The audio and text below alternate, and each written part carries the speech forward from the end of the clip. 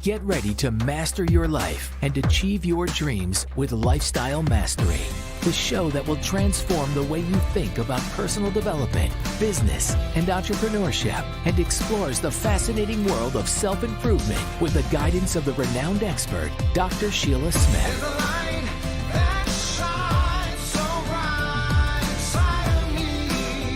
From mastering your mindset to building a successful business, Dr. Smith and her guests will inspire, educate, and empower you to live your best life.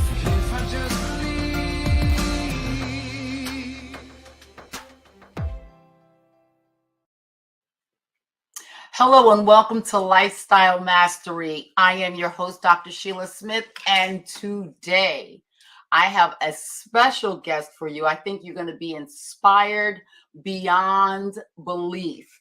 And just as I'm saying that, you can't even make this up. My glasses fall down. But anyway, let me bring you some information on this young lady, Lisa, TheLandstronaut. You heard that. TheLandstronaut Alcindor is one of less than 10 melanated women in the world that have reached astronaut candidacy up to the year of 2023. She says, I am here to create a space in space. The Landstronaut explains that space is bigger than space travel and exploration. Lisa resigned after working 12 years in a space industry and the Defense Department to enter a bigger quest to enable maximized experiences and survivability for women as we go from land to space. And that's trademark. You can't take that. Through Human Performance Enhancement.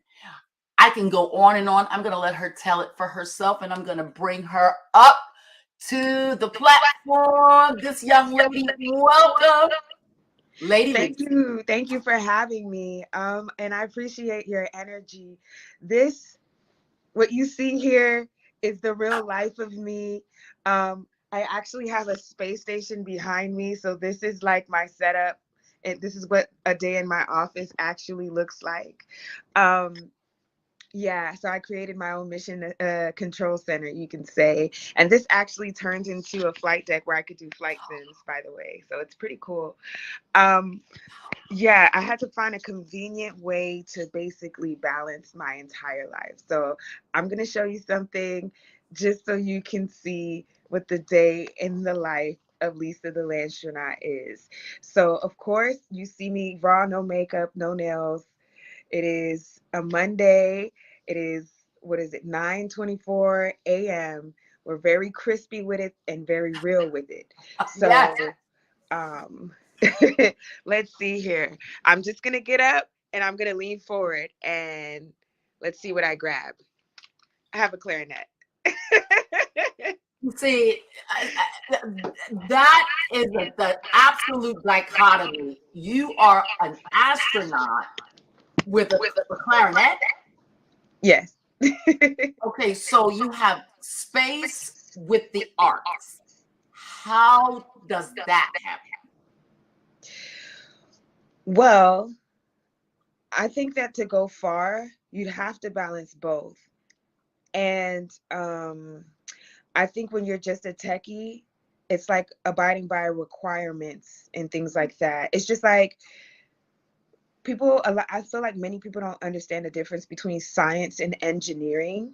Ooh. And the engineer carries out the requirements after the feasibility studies. You have your different stages of engineering, proof of concept and things like that. But the scientist is the one who creates the concept in itself to figure out if it could even be done. So the balance between engineer, scientist, that's what the scientist does. And so you have to have some kind of form of creativity and abstract from evolving a thought and looking for something that is missing in essence. And so anything that gives me free range of thinking, I like to sit in that. I think it's very cool. So that's part of Lisa TheLandstronaut. So you got the concept, and then you got the how to, and then you got the application side of it, and evolving it all at the same time. So we facilitate the evolution of humanity from land to space, and what that would look like is everything that I just said. So how did you decide? What made you said that you were in the industry for 12 years. What made you decide to say, okay, I had enough. Let me launch out here into the deep? Well, there were a couple things, right? So I've audited multi-billion-dollar companies, right, in the space industry. And I realized that the government kind of sets the cornerstone of who to hire, how to hire, and who will be in what spaces, right? Okay. So with creating a space in space, we now have an evolution of what that would look like because of what's going on politically. You understand what I'm saying? So in 2010, when I started my career, President Obama had the 20%, I think it was like 20% at least minority in the enterprise level as DEI, so to speak. And so with me, I was a minority. I was classified minority. I was a woman, and I was also young. So the whole part with getting new college entrants in, there were 4 women, and they all were melanated. And it was like Hidden Figures all over again. So what was interesting is that I was the one in the space sector. There was another one doing fleet ballistic missiles, the other one doing the Mu star constellation, and then I don't remember what the last woman did. It's probably gonna, I think she did the THAAD program. So that's for a theater defense for the Army. So it was a very, very big thing. And just evolving in that space and understanding what that would look like. And I was one of those ones that's like, well, I want to do Hollywood. I want to go to Hollywood. I want to sing. And they're like, no, Lisa, like, you're here. Do you understand what this means to be here? All I knew was that I was away from my family, and I didn't want to be away from my family that long. But then I started understanding the journey. And the more I started seeing people not look like me, the more I decided to stay in that space and create a space in space for me because it was presented. And so now we're at the evolution of humanity. I would like to do that for multitudes of people who've always felt connected to space, but either one didn't know how to get into, just wanted to be a part of it some kind of way. It doesn't have to be big, but it essentially could just be even a conversation. And for many people, once I say that I'm an astronaut candidate for Space for Humanity, it's like that's their closest relationship to space. So just the fact that they could see me, touch me, reach me, they already feel like they're in space, and that warms my heart. Wow, I heard you in a Clubhouse room, which is a social audio app. And I followed you in multiple rooms over the last year until I heard you run circles. And I hate to say this, gentlemen, but I heard you run circles around the gentleman.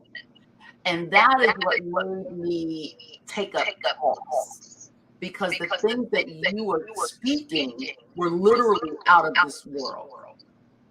And so I'm going to put my glasses on because I want to ask you a couple of questions. Okay. I want to make sure, because I wrote some things down. I want to make sure that I don't forget. So what are the past experiences? What are your past experiences with science, technology, and space? So my past experience with science, technology, and space is working alongside PhD scientists and researchers on the James Webb Space Telescope. And it was really interesting because we had to develop a prototype in a simulation scenario of what will go on as it changes lenses to capture the pictures in space. And I remember in Palo Alto, like spending probably like 25 to 30 minutes just getting ready to enter the clean room. So a lot of the movies that you see where you see them with the bonnet, with the yeah, and the bunny suit, we call it a bunny suit, the all white suit. You have to put it over your shoes and scrub underneath for the debris. And then there's like floor vents to take out all the particulate matter, then go into another room. It blows air. Like you go through all these process, and then like I wanted to use a pencil, and they're like, is it space approved because of the oxidation from the the pencil? So and then it's like, do you have space paper? And it's like, so it's like, yeah, the chemicals that off gas from the paper can literally damage whatever it is that you're the flight hardware. So this was, just imagine, this was like within my first year of working. So that was basically an experience for me. And on the other funny side is I like to wear eyelashes and pearl necklaces and nails. And they're like, Lisa, that's FOD. Like, you have to take all of that off. Like, anything that's not naturally attached to your person, we can't afford that getting lost in, this office space. And then you could wear rings and stuff, but they have to have ESD tape. So now I'm like, you kind of piss people off. You have all these rings, you have to tape every single one of them. So I see a lot of engineers, a lot of them probably don't even wear their wedding rings to work because your focus on work is just too much going on when you enter those spaces and in those rooms. So yeah, that's my experience. Wow, that is such a sneak peek inside, because who would think that something as small as a ring or a piece of paper or a pen would make a difference? Mm-hmm. Wow. What is the coolest thing that you have ever worked on? Let me see. The coolest thing I've ever worked on,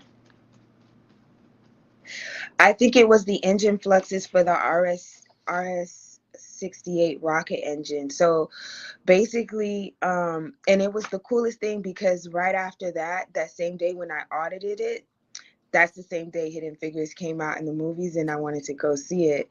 So there's a part where like Janelle Monáe, she's under the rocket engine and she's inspecting it.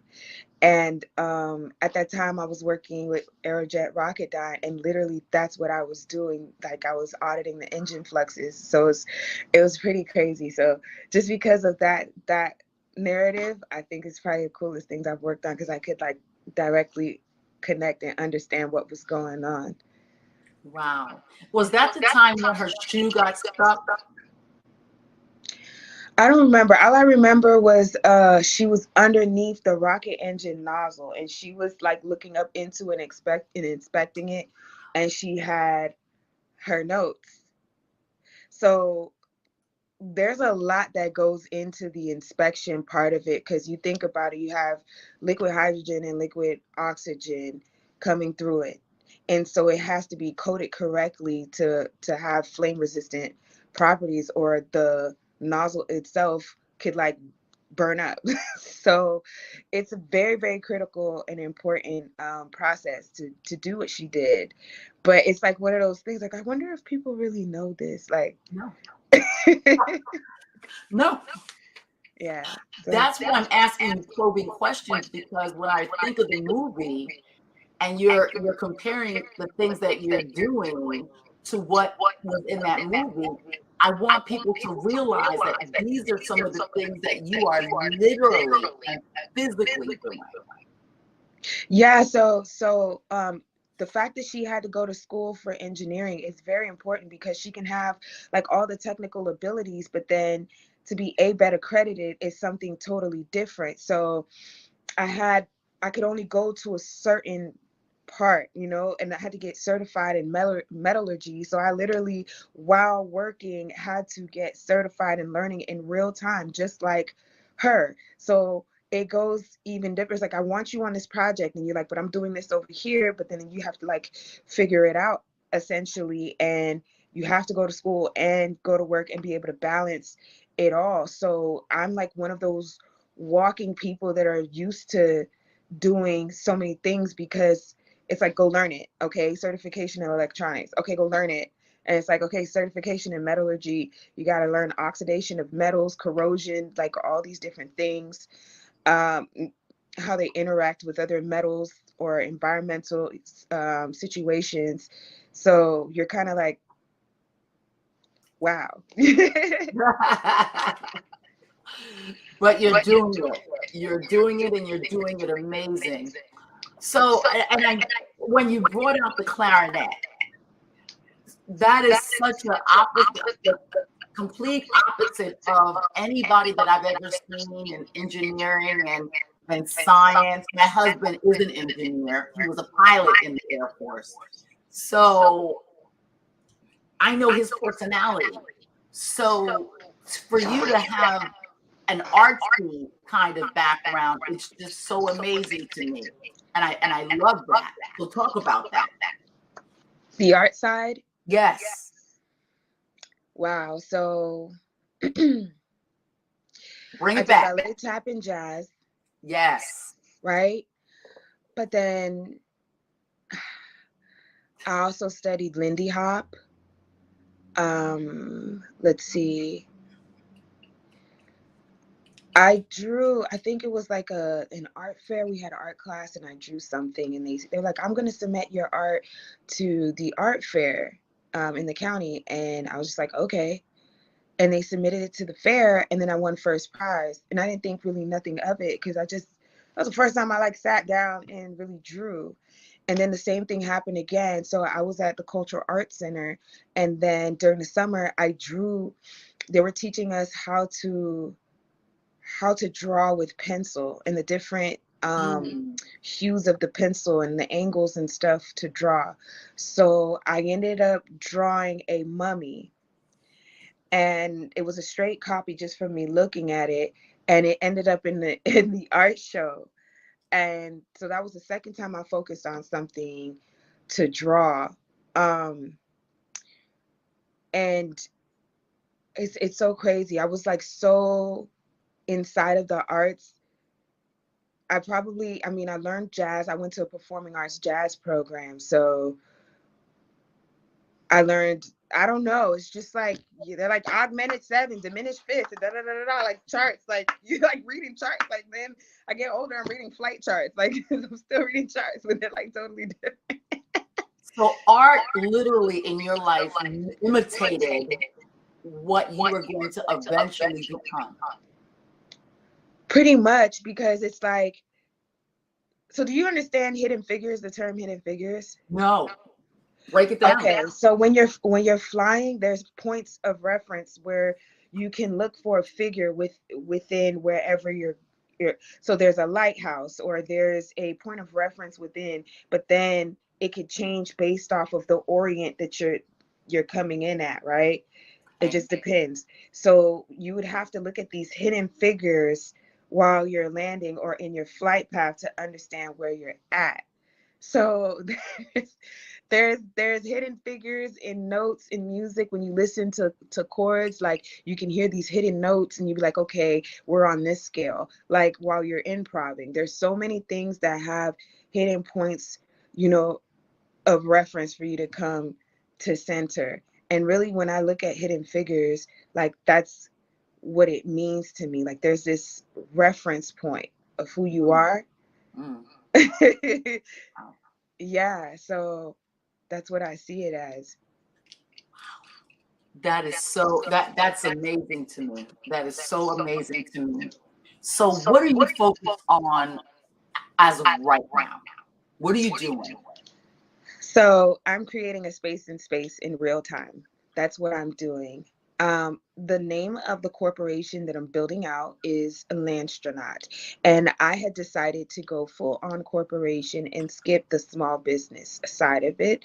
I felt like I understood enough about small businesses. I've interned with my parents in their small business. And so what's crazy is I think people know operational and tactical executionary sides of business, but the hardest part is it's not even the initiation, it's the business case. It's finding a real problem that needs to be solved that goes along with the economics of where the whole country versus its stakeholders is trying to move. See, I sound like an economist right now. Love it. I love it. I love it. So there's that. And then what is economics based off of, which is how many butts and seats, like, excuse my French, but that's really what it is. You know, if you want to cultivate the markets, with currency, the currency flow has to have people doing things that go towards an effort to progress the GDP. So it's like, okay, who cares if you're making all these picture frames? Why should I care? How does this influence the economy of providing some type of stability? And what would that even look like? So for me, it's like, no, I want to build out this corporation. I want to create a space in space. And of course, there'll be learning gaps. They'll say STEM, STEM, STEM, STEM, STEM. But what does that even look like from somebody who has a guitar? Ooh, ooh. Do you see what I mean? So because I'm able to speak all these different languages to people, you know, I know what it's like to be the only one. I'm always the only one. It's not even, oh, there's only like 4 melanated people. It's like, no, I'm always the only one. And I'm like going through different assignments and projects. Like, I'm going to find my tribe. And it's like, well, Lisa, like, what if your tribe doesn't exist? I'm sure there's one that exists, but you have to create a space for your tribe to actually even come to know you even exist, because they're probably all shy. Look at what you had to do. You had to literally say, I'm gonna do it, like, you know. So maybe your tribe is actually, I'm gonna do it. I'm like, oh yeah, that's what I could do too. Like, you never know, which is why I've done what I've done so far. And I think that right now, with what I'm doing with creating a space in space, I feel like with me it's a journey, but with people it's an adventure. So yeah, that's why I left myself break that down. Break down exactly what is creating a space within a space for the layperson. For example, right? We're talking about space. Have you ever worked in the space industry? No. Okay, so just with me speaking about what the space industry is, I'm creating a space for you to learn about space. You see what I'm saying? And then that's how things kind of come together. So creating a space in space is not only with just like employment opportunities, it's the conversation itself, it's the awareness, it's what's gonna come in 4 to 5 to 10 years from now, you know? So to me, that's what creating a space in space really means. So what is it that the community can do to assist what you're doing? So the community can help. First of all, I should say that space is a $6 trillion industry. And there's about probably like 8 to 9 different corporations that are satisfied in the space industry. Some of them you know very well, probably 1 or 2. But essentially, there's a reason why for it. It's because it takes a lot of money to enter the space realm. But I feel like we can do it. If like 2 million people gave $2, we'd be at $4 million. We can create the architecture and the infrastructure for allowing the talented individuals that are in technology who are melanated to actually have, you know, access. And that's what it's all about. Like, you want access to space travel, you want access to space exploration. I don't feel like no one wants to get left behind. So why not, you know, contribute to $5, whatever you feel, to do something that's bigger than me, you know? And I actually started this because it's like, okay, woohoo, Lisa's an astronaut candidate. So what? What if I'm the person on the other side that wanted to be one too? And so you want me to be happy for a success that I wanted to do since I was a kid, but I'm listening to you tell me, Lisa TheLandstronaut, that you get to be one. And that's another reason why Create a Space in Space exists. It's because I may be a trailblazer. Maybe the one with Landstronaut on my chest, ready to go. But there's a whole corporation to facilitate what's to come with the commercialization of space to make sure that you also have access. And I think that's a really big thing, because who knows? I could leave this earth tomorrow. I don't know. But what's there? So that's what I focus on more. It's the alignment of purpose. Oof. Young lady. You are something special.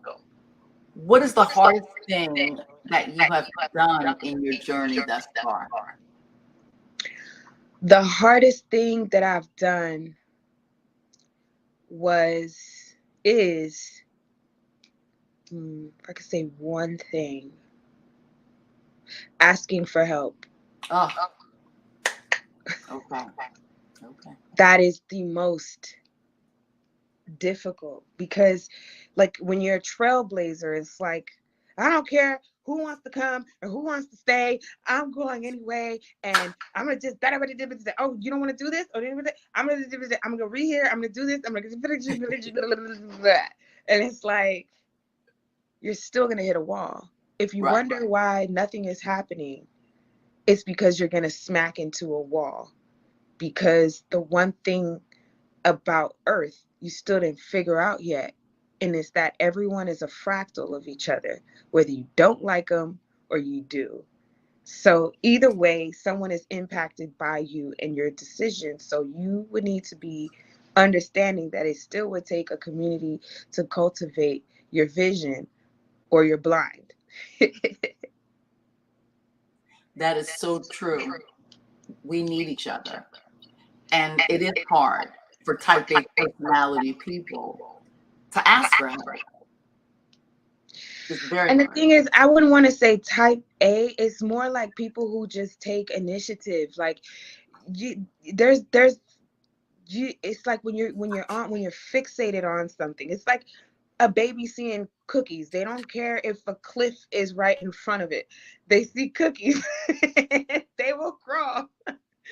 They're like, if you're not gonna help me, if you're not gonna put a bridge, the parent like just runs and tries to save the baby. The baby doesn't know. The baby just knows the cookie's right there. Right. Like, so that's what I'm saying. It's like that's what it feels like.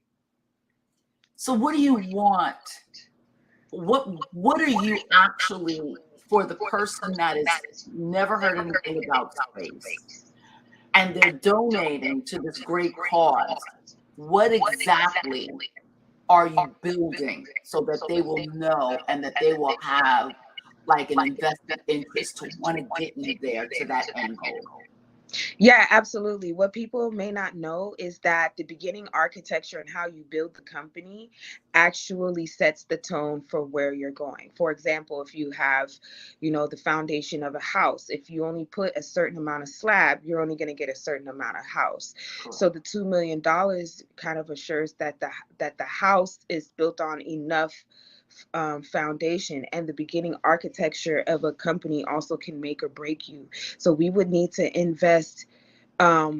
reinvest into the infrastructure and the architecture needed to bid on these contracts for space, to essentially create a space in space with the interoperability, the robotics, the artificial intelligence, and everything that's needed. And we're also in the middle of digital transformation at that. So a lot of companies, especially small businesses, may not make it if their architecture is not futuristic. So our Landstronaut Corporation is the lifestyle of futurism. So we have to pay for futurism. It costs. So that's what I would say as far as the help and what we're going to use the money for on a roadmap standpoint. Well, I have scrolling across the screen the way that you can donate, and just even a cup of coffee, just if money is that tight, just forego a cup of coffee. But this is such a great cause. And I'm inspired by it. And I'm hoping that you will too. So let me ask some other questions that I've been thinking about. Well, before you So, ask, I do want to say, yes. when you donate, depending on what tier, you do get like a certificate and a thank you. And if you donate over a certain price, you can get a picture of me with the rocket and my autograph. So I don't know what it means for right now, but if you hold on, we're on the rocket ship. And if I were you, I would get it soon while you can still get to her. She's still accessible. Because I don't believe it's going to take much longer before she's not able to be accessed. So jump in now, I would say. Definitely jump in now. So what else do you need to make your journey a success? I need people. Right? I need Talk about people to write about me. If not me, write about Landstronaut. Write about space. Write about I don't even write about defying gravity.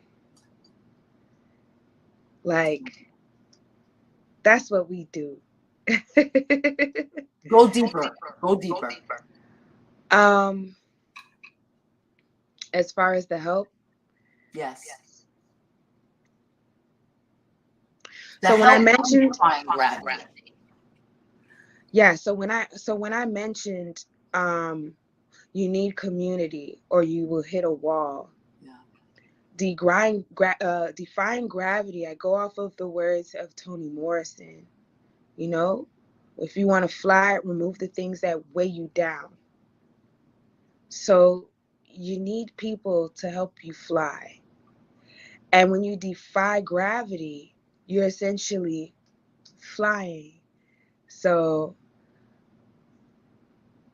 and in order to do that, you have to create a way when it looks like there's no way of an existence.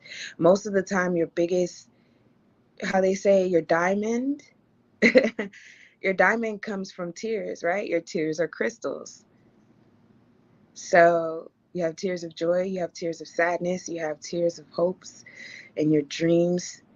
But they're also manifested into your future. Mm-hmm. So when I say defying gravity, it's like everything, getting to know everything of who you are and coming into center like this fusion, right? This fusion, and you break it apart again, and then you come back together, because that's how you get rings on a tree. It comes together, what they call it, spontaneous combustion. So it's supposed to be all out of whack after you've come together, because then you'll just be a bot. You'd be like in a system, very, very rote, you know. You wake up, go to work, come home, no drama, no this, no that. Nothing to talk about. You're a bot. Like, it's safe. It's not fun, but it's safe, like, I guess. You know what I'm saying? So it's very disruptive to find gravity. So you are matter. Matter has mass and takes up space, but you also matter. Yes. Ooh, that needs to be on like your patch or something on the suits. Can you talk about the website that I saw all of those fantastic suits on? The fantastic what now? Suits, all of the space suits that I saw. Oh yeah, so they are graphical images of what's to come. So this is a long lead item. Only one other company has a prototype of women's spacesuits and what it would look like. Our company focuses on the womb space because we understand that we are the procreation of humanity, and so you can't evolve humanity without protecting the womb. And so it's deeper, farther, and greater than just having a suit that retrofits a woman for their ergonomics. And it's also an awareness of what women would be doing, because I don't think it really registers to people, which is why I create a spaces in spaces there. You're doing mechanics. Like when you put those spacesuits on and you go outside of the space station, you're doing orbital mechanics. So if you say, oh, I'm not doing that, that's something for someone else to do when you're talking about working on your car. Like, what are you going to do in space when you're outside of the space station and they commercialize it and you need someone to fix outside of the space station if something happens? Like, what are you going to do? So that's what the suits are actually designed for. And it was so funny because I made a phone call to my cousin and I was like, there's something wrong with my car. And he goes, let me hear it, turn it on. And I go to switch it over and it doesn't really switch. And I was like, I don't think it's the starter. And we're like, he's like, no, it sounds like it's one of your sensors are out, go under the hood, look at the map of the car and handle it. And then I was like, what? And he was like, yeah, you're an astronaut, right? He understood. He understood what it meant to be an astronaut. And I couldn't even be mad. I was just like,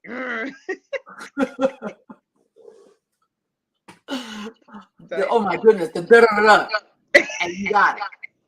But you figured it out. I think it was like the R12 sensor. Yeah, I figured it out. Just by him hearing that one thing, he figured that out. Yeah. Wow. Mm-hmm. That's powerful. So are those some of the things that when you're working outside of the space station, you have to know? Yeah, you have to know schematics, orientations, hidden figures, like all of that stuff. You have to know rote math, because someone could be a really good in calculus and all this other stuff, but doesn't mean that they're going to put you in space, right? Because it doesn't matter that you can do math phenomenally. It's how fast you can be and how efficient and effective you can be when given direction too, you know? Are you going to sit there and, well, you didn't give me that, you know? Well, you didn't tell me that. You're going to die. Like, you know what I'm saying? Like, there's no excuse. There's not like, I didn't learn this in 5th grade. Like, no. Figure it out. Yeah. This is so just, I'm wrapping my head around every space movie. It's all coming back as you're speaking to me. I'm thinking about it and it makes more sense hearing your explanation of things, because I would look at it just to support. But now it's making more sense. And I hope it's making more sense to the audience as well. So where can you go, or where can we go to keep up on the latest news, the latest things going on with you? So with me, my Instagram handle is Lisa TheLandstronaut. You can find me everywhere, like with Lisa TheLandstronaut. And then for Landstronaut itself, there's landstronaut.com. And then there's also the Instagram handle, Landstronaut Official. Landstronaut Official. And you can't mess it up, Landstronaut Official, because there's a whole bunch of Landstronauts on there. So I am going to put that up here for a second, because I want them to see how it's properly spelled. So that they can grab that for a little bit, because sometimes that little scrolling thing is annoying me, and I want to make sure that they can write that down. Okay. So I'm just wondering, so if the people can give, the people can have a place to follow what you're doing on the social media sites, what else do you do? Do you offer some kind of mentorship, counsel, or what else do you do? So right now, I'm doing public speaking. We're also building out. Well, I don't want to say that yet. It's a secret. Hold on. I gotta wait. Okay. A lot of public speaking partnerships with minority serving institutions. What else can I say? So I said partnerships. I said public speaking, brand awareness. So tell everyone about Landstronaut, that would be a big help in itself. You would be surprised how far it goes just for spreading the gospel. And would you have a problem if people tagged you in certain posts or things related to space? Yes, if it's ethical. Please don't tie me into nothing crazy. Not foolishness, okay? Not foolishness, because you got DC looking at her. Nothing foolish. Yeah, and I also felt, so let me tell you something. I must say, I was very honored. This woman, she requested to speak to me on DM, right? Direct message on Instagram. And she said, hey, my brother is in prison, but he made a picture of you. Would you like to, can I share it with you? And I said, yes. And I don't know if I could find it, but I think that moment when she sent me the picture and he drew it out with crayon and it said, Lisa, TheLandstronaut Alcindor, astronaut candidate, had a U.S. flag. It had the braids in my hair. It was so cute. And I was just like, wait, my name is that far? Like it's over here? And it just, I don't know. It was something about the story itself and the impact. Like you could draw anyone else, but you drew me. So I kind of felt in a way honored. Like it's different. Because it's just different. And I'm not saying like, how can I put this? It's just a moment of reflection, right? Because there's things that people are like, oh, I want my kids. Can you be in front of my kids? And I'm like, it's actually for you too. The evolution of humanity does not start with the children. It flows over to the children. So it's like an overflow of you. The more you know who you are, you're actually helping your children instead of like putting it directly in the face of the child before they really understand like how to process it and what it really means. You're the one building it right now for the future. So that create a space, and space is very deep for me. It's multidimensional. It has no age. Mm. Mm. So yeah, that's what I want to say. That is, and that's profound, because the same way that that young man felt when he must have seen you, I believe, probably on social media, and he wanted to draw it, was the same. Look at that. Put it closer. Oh my goodness.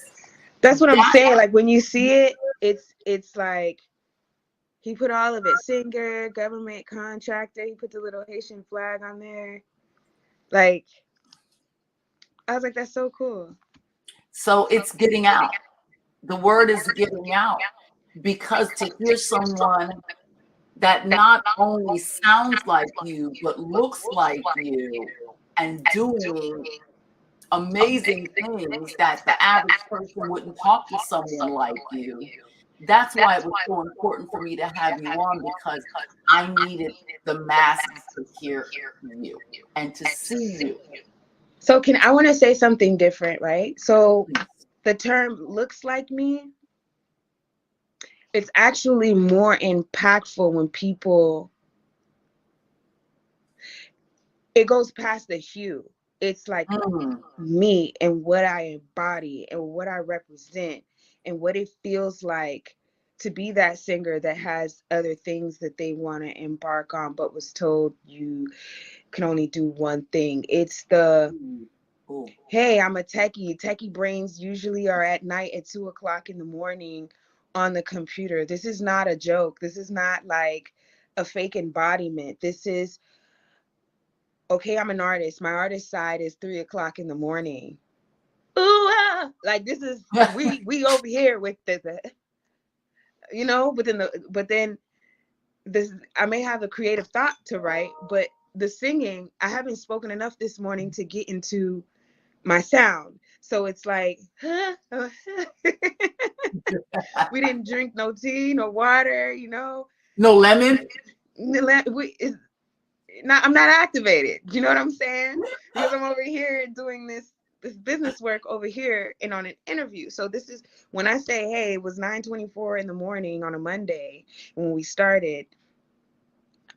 I'm letting you know I'm in it. I'm in the rocket ship right now. This is not later on. So the people like that look like me can understand, like, hey, balance.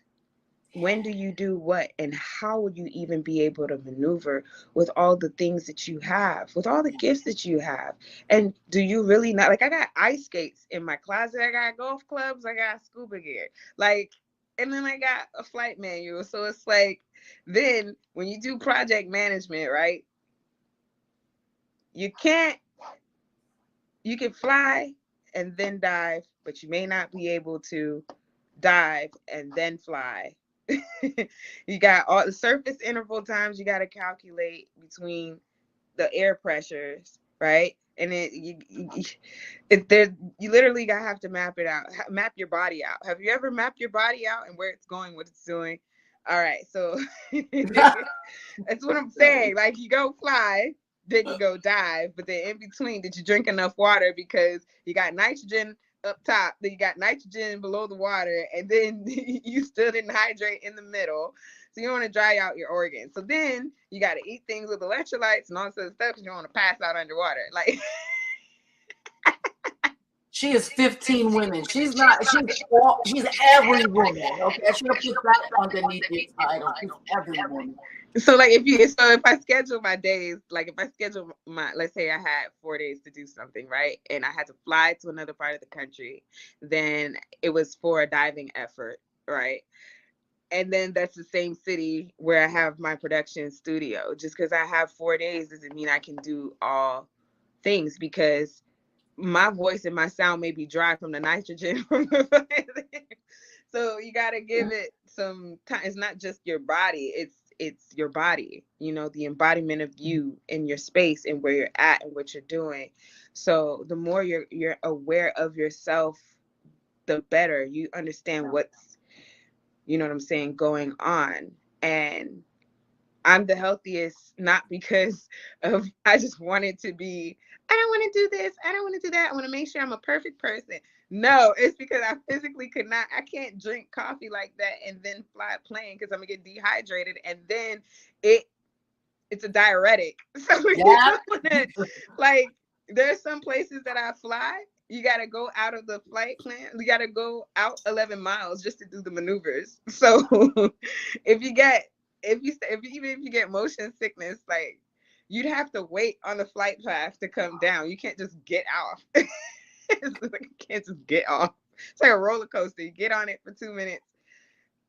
Once they press the button, you take it with wherever it goes. So I say get on the rocket ship. So I hope this conversation was very, very interesting. It is beyond interesting, and you know, it's just mind-blowing to me. I've learned so much in this short amount of time, and I just want to give you one more parting word before we end this fantastic conversation. Okay. You'd like me to give a parting word? Yes.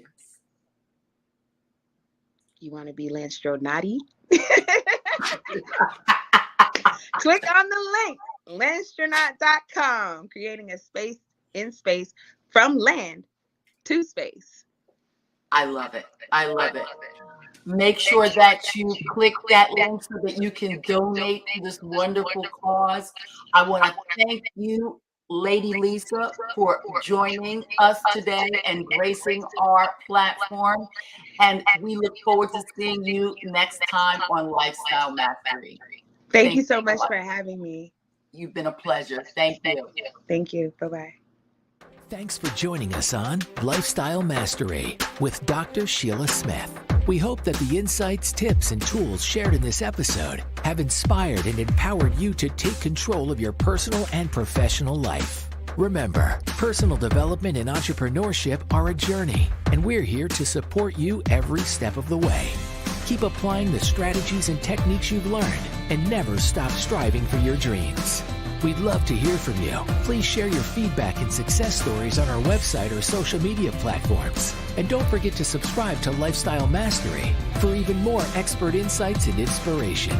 Thanks again for being a part of our community. We look forward to continuing this journey of growth and success with you. And we'll see you again on our next episode.